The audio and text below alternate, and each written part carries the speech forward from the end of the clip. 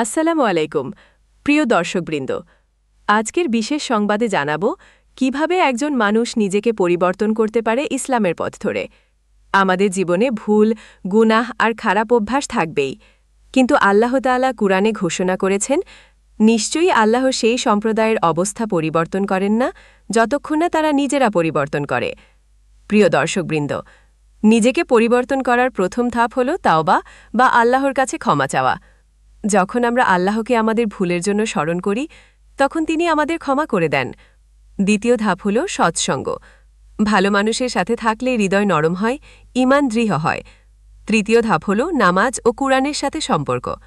প্রতিদিন ৫ ওয়াক্ত সালাত পড়লে আমরা আল্লাহর কাছাকাছি থাকি এবং গুনাহ থেকে বেঁচে থাকতে পারি।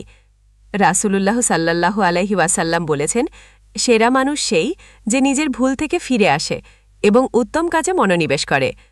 এই জীবন খুব ছোট, আর পরকালের সফলতা নির্ভর করছে আমাদের আমলের উপর।